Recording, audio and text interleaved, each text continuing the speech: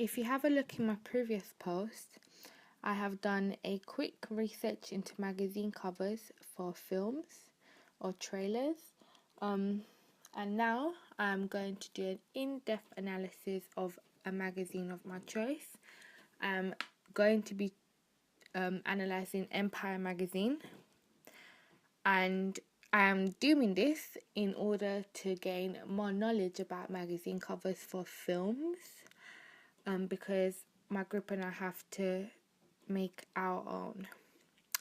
Firstly, all Empire magazine covers have a central image of the main protagonist in a film.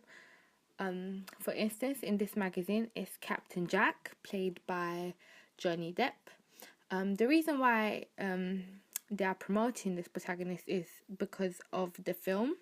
He is the main character in the film, which is Pirates of the Caribbean, and therefore the audience are most likely going to recognize the actor as well as the character of the film. Therefore, they're most likely to actually purchase the cover as well as the magazine, of course. It matters whether or not the protagonist is in the center of the magazine cover, because it stands out more and it takes up quite a big space of the magazine cover, and that matters because the audience are most likely to see it quickly. The second thing that I'll be looking at is the title of the magazine cover, which is usually at the top of the magazine, and in this case it is. The title has the unique Empire logo, which is used in every single magazine cover.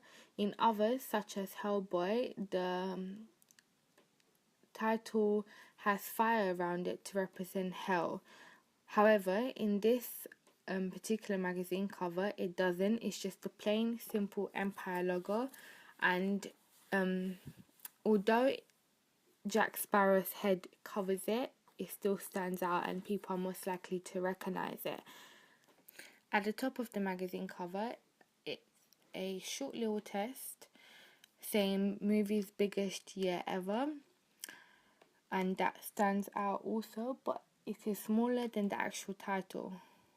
The third thing I'll be looking at in this magazine is the left hand side of the magazine, where there is a cross symbol which is represented on every single Empire magazine.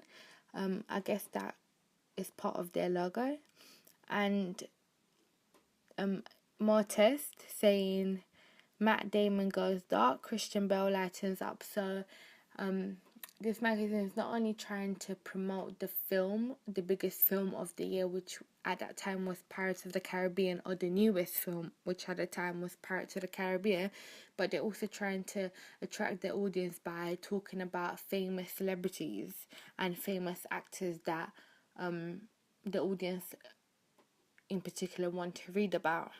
On the right hand side of the magazine, we have more text, Essential 2011 preview, which talks about the year and the names that they use, the vocabulary that they use also stands out to the audience, because it's not plain boring vocabulary. It's something that attracts the audience as soon as they read it. This magazine cover, as well as many other Empire magazine covers, also has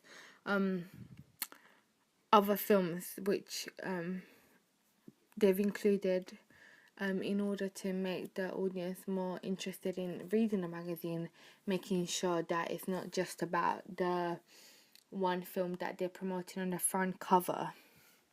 All Empire magazines use the color coordinates of yellow, white, black and red. Others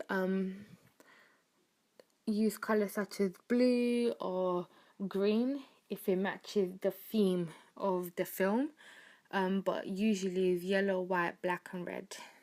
And this could be easily identified as an Empire magazine because most of them have it. bottom right of the magazine we have a barcode as well as the price of the magazine and the date that it was published. Others magazines published by Empire may have the date at the top of the magazine, not in particular the bottom where the barcode is. Although this film on the Empire magazine is not thriller or horror, by analysing this magazine cover, I have an idea of how my one to look like, and I have learned how to position the different texts and images on the magazine and what to include and what not to include in order to make it authentic and real, such as this one.